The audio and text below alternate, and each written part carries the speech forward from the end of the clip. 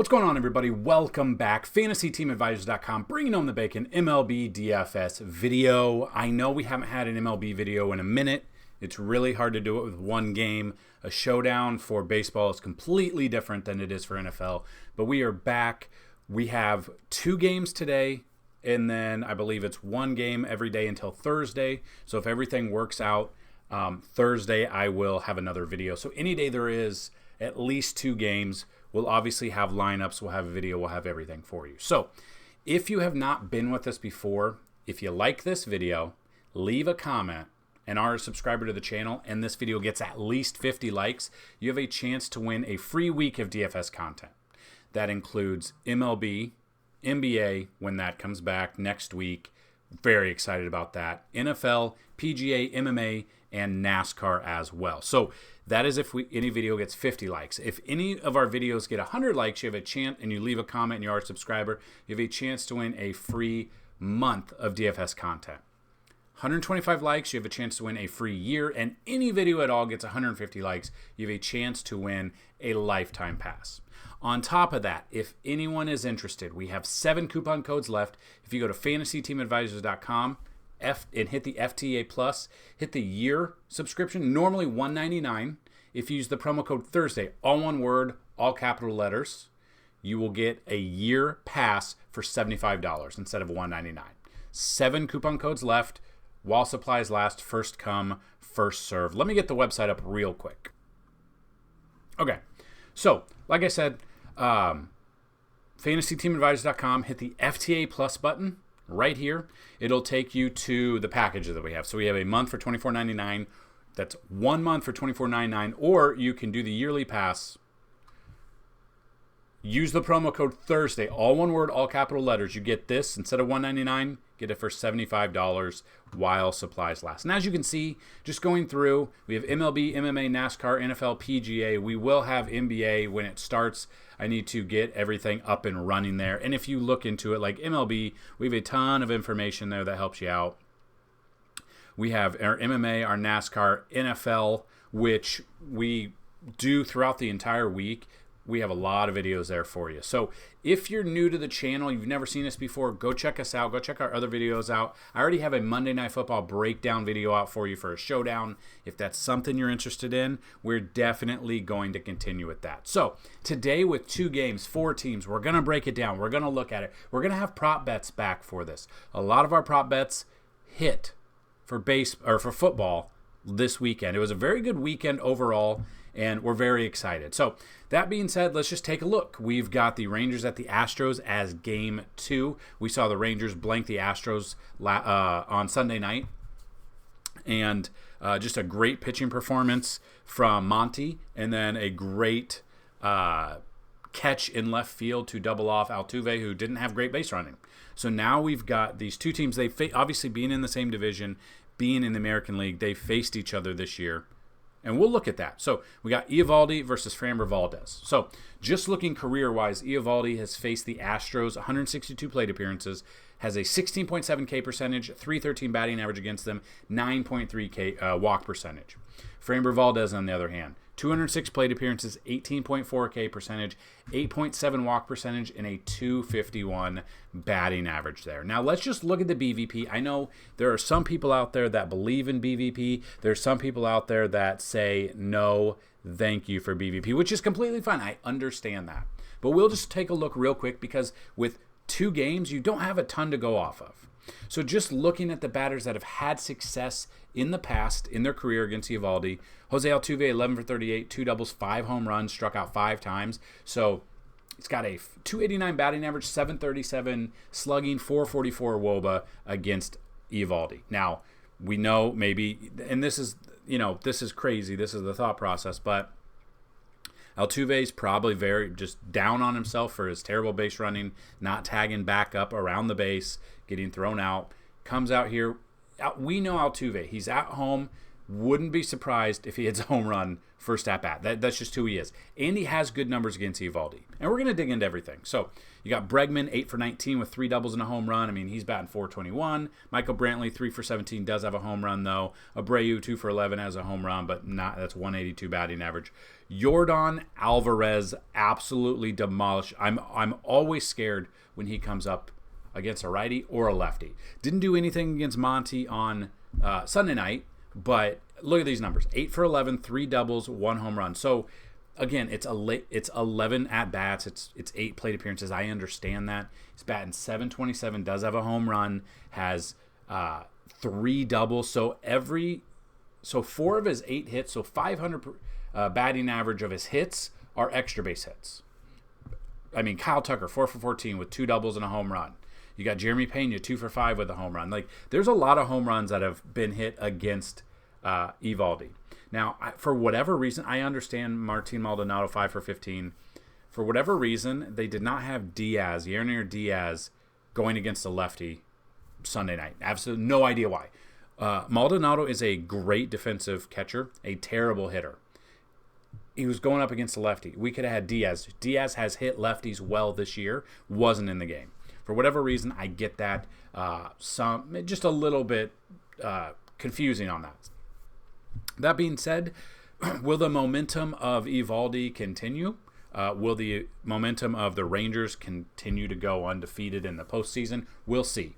Again, 11 home runs with 27 strikeouts against his team in his career. Then we get on the flip side. You got Framber Valdez. You got Simeon with 2 home runs, batting .290. You got Nate Lowe with a home run. You got Adolis Garcia with a home run. Taveras, who had a big home run against Verlander yesterday, he is 8 for 23 with a double. So no home runs, but batting .348. So he's actually had success, and the way Texas is going, it's going to be very hard not to like these bats as well. But we're going to dig into it. We're going to look at it real quick. Then let's take a look at the Diamondbacks at the Phillies. So we'll just break it down on here, and then we'll break it down on DraftKings with the pricing. You got Zach Gallen versus Phillies. No one, except for one better, thought Diamondbacks would be where they're at. 71 plate appearances for Gallen against the Phillies, 25.4 K percentage, 234 batting average, 9.9 K walk percentage. Zach Wheeler, 95 plate appearances, 284 batting average, 7.4 walk percentage. We'll see what we're going to get out of here. So let's dig in. Let's take a look real quick at the BVP just to see if any of the bats jump out. And we have the BVP on the website. So if you just want to go with the BVP overall, just hover over MLB at FantasyTeamAdvisors.com, go to BVP matchups, and you're going to get a chart there. If you want to see the chart in full screen down at the bottom right of the chart, you can open it up as a full screen play. So Gallen, overall, giving up 2 home runs, 19 strikeouts. Trey Turner had a home run. He's been on fire since the ovation. Kyle Schwarber has a home run, 1 for 7, but that one hit is a home run. It's kind of the whole way Schwarber's batted this year. Other than that, you got an extra base hit from Turner and Harper. Really, that's about it. Now, the way Philly's been hitting, I fully expect this to be a good game. This is the problem with when you're building DFS lineups like this. Postseason, completely do away with cash games. You're not going to play cash games here. You're going to play, you're just going to go with tournaments or GPPs, whichever we want to call them, because there's 4 pitchers that you could look at. Or you could get creative and say, if you saw how pitching went outside of yesterday's game, how pitching went for most teams this postseason, they went 3 innings, 4 maybe, and then it was the bullpen. Could you get the long relief bullpen guy? You could, but it just depends on if you even want to consider that. That would mean you'd have to dig into the bullpens. You'd have to see who the long relief guy is overall. But then we're in the playoffs, so really anything can happen in the playoffs. So then we look at the batters against Wheeler. He's given up 5 home runs with 25 strikeouts, a .278 batting average, .511 WOBA. So the home runs are the top 4 right here. Christian Walker, 9 for 17, batting .529. You got Tommy Pham, 5 for 11 with a home run. You got Ketel Marte, 4 for 10 with a double and a home run. Gurriel Jr., 3 for 10 with a home run. And Pavin Smith, 1 for 9 with a home run there. Then Perdomo and Longoria both, and Marte and Walker all have doubles. No one has a triple, but there are some strikeouts there too. So there's not a ton that like I feel confident about. It's not like the regular season where we have 30 teams, where we have 300 players in a player pool that we can consider building around. So looking at that, we'll jump to DraftKings. Well, first off, let's look at the ballpark factors. Now, this is something that we didn't really do. We have it here, but we didn't really do it during like the regular season because there's just so many games. It would be hard to break down every single time. We have 2 games. We have 2 ballparks. We are good to go in that situation. So just kind of looking here, you can see it's here, or, you could bring down here and click on that. But you got Minute Maid Park, which total this year, 746 runs total, ranked 14th out of 30. Then you've got Citizens Bank Park, 744 runs, 12th ranked. So you can see there are a lot of runs in both of these ballparks. Home run wise, we saw a lot more. We saw more home runs in Citizen Bank Park here, 215, and we had 194 here in Minute Maid Park. So you can just see the rankings are different, the home run ratings are different, the slugging percentage, the slugging rank, and the slugging rating is there as well. So just kind of looking at this, that's kind of what we're expecting to see. Great pitching, but great hitting trumps great pitching, especially in the postseason with these teams. These teams have sluggers, and we're going to look at those. We're going to dig into it. So let's take a look at Texas at Houston. So we've already dug into the pitchers, but let's look a little bit more. Let's look at their splits on the season. So on the season, Valdez, 360 ERA, 12-12 record, 205 strikeouts. We know he had a no-hitter. I can't remember when it was. No-hitter back on, well, it was 8-1. So it was a while ago against Cleveland. So, I mean, and here's what we're looking at. Against Minnesota, he only went 4.1 innings, gave up 5 earned runs in that, 1 home run, 3 walks. Against Seattle, the start before that, before the postseason, 4 innings. Now, they'd already clinched.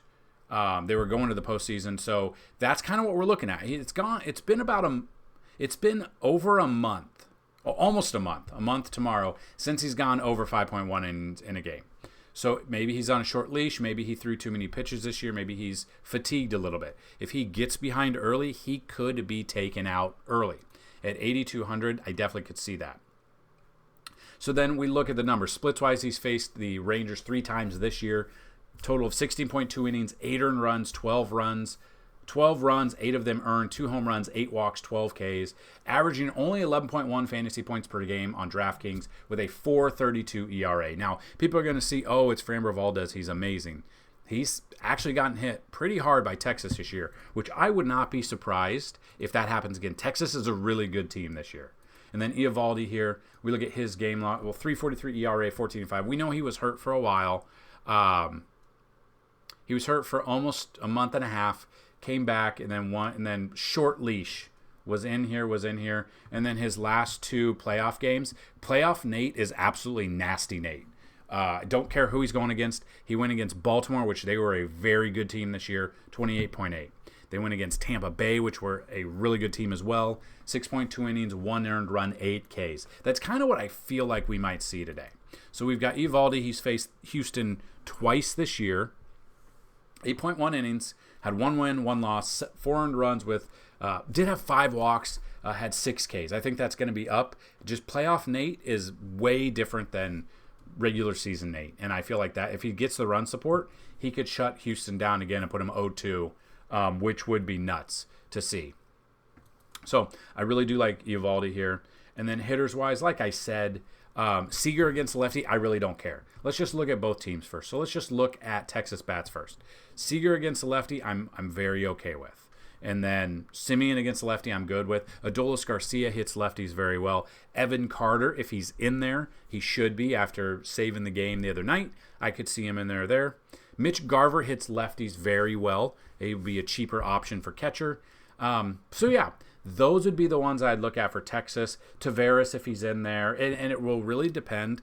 If Texas gets Framber out early, then open the floodgates. Anything can happen with this team.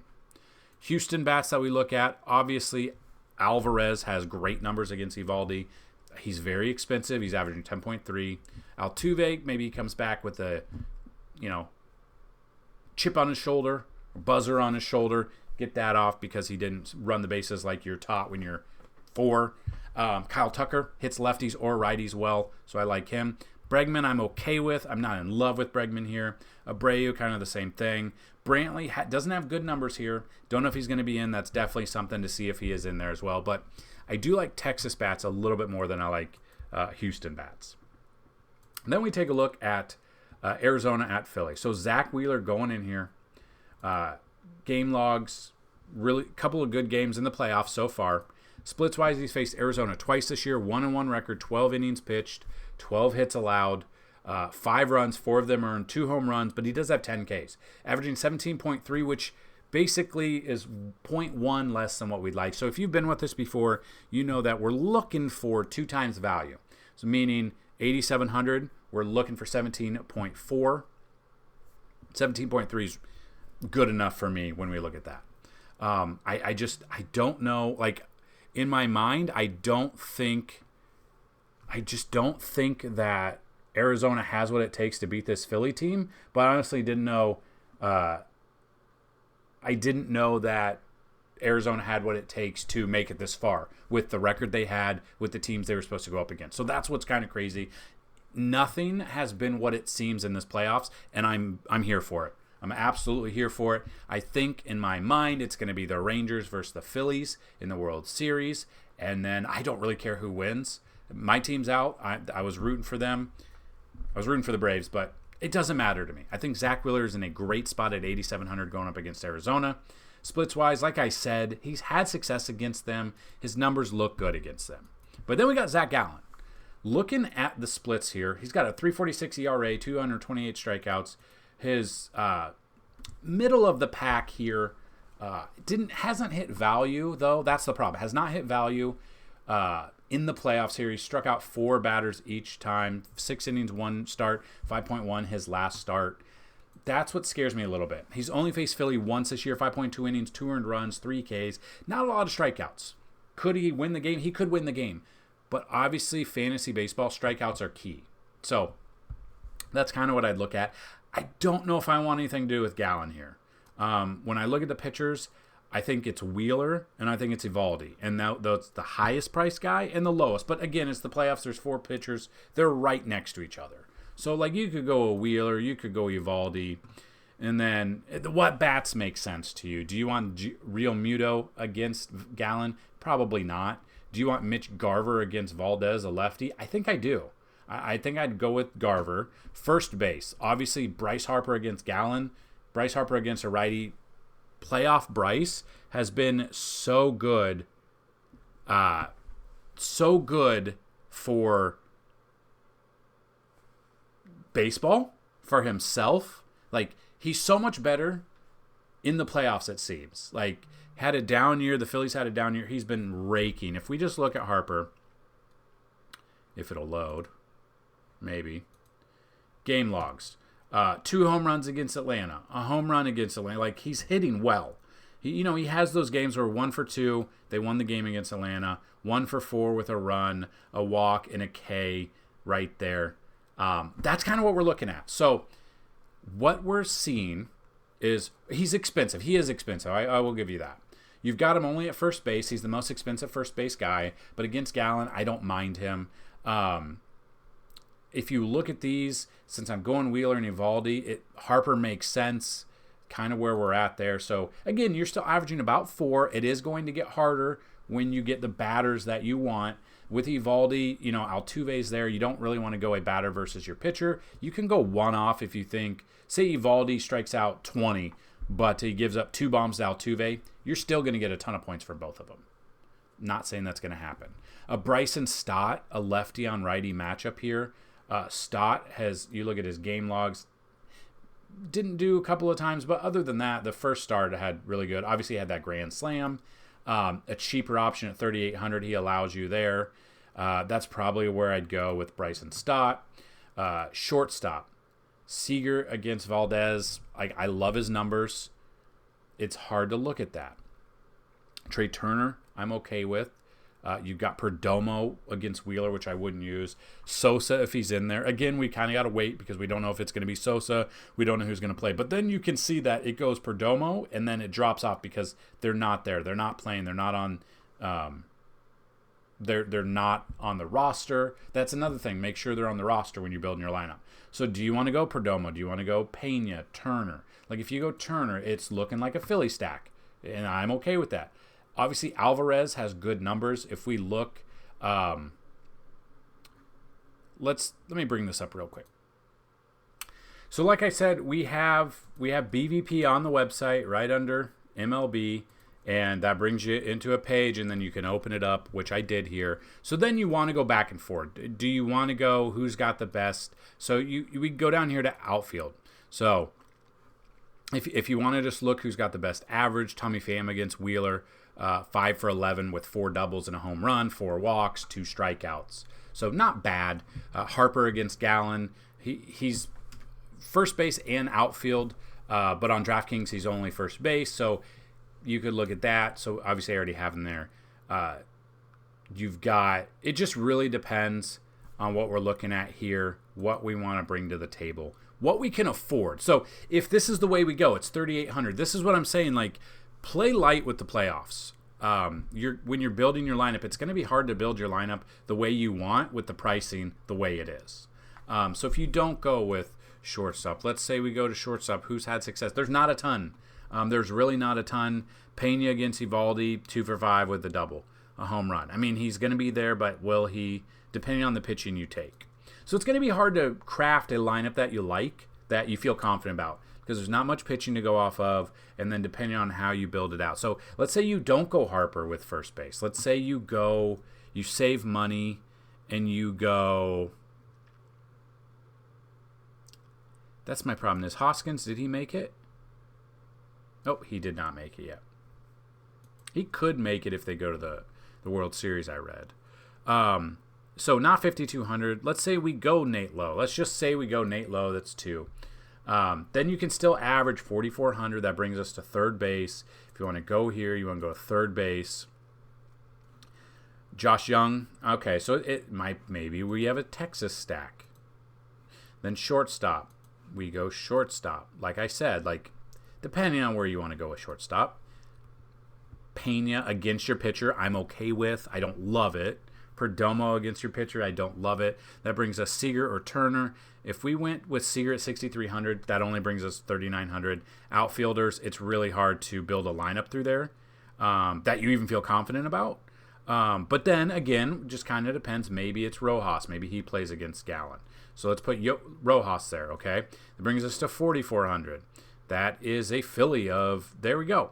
Then we could go Evan Carter here, and you build a lineup kind of like that. So you got 3 Philly bats with a Philly pitcher. You've got 5 Philly bats with a Philly pitcher as well. So a 5 and 3. I mean, it just depends. That's kind of where you're at. Not saying this is going to be my final lineup. Not saying... I think you can have 5 bats with a pitcher for 6, right? I think. And we'll kind of look at that just to make sure. But that's kind of how I'd build the lineup. Get a little creative here. Obviously, we have 2 games. We have a lot of other information on the website. So go check that out. We'll have a single game Tuesday and Wednesday. Then Thursday, Friday, we have 2 games each day. So we won't have videos for baseball until Thursday and then Friday. But on top of that, we'll have other things for you guys.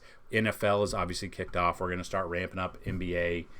So definitely check it out. Again, FTA Plus. Do a year pass. Use promo code Thursday, all one word, all capital letters. Get yourself a yearly pass for $75 instead of $199 right now. Good luck on this slate. Let's bring home some bacon. Peace.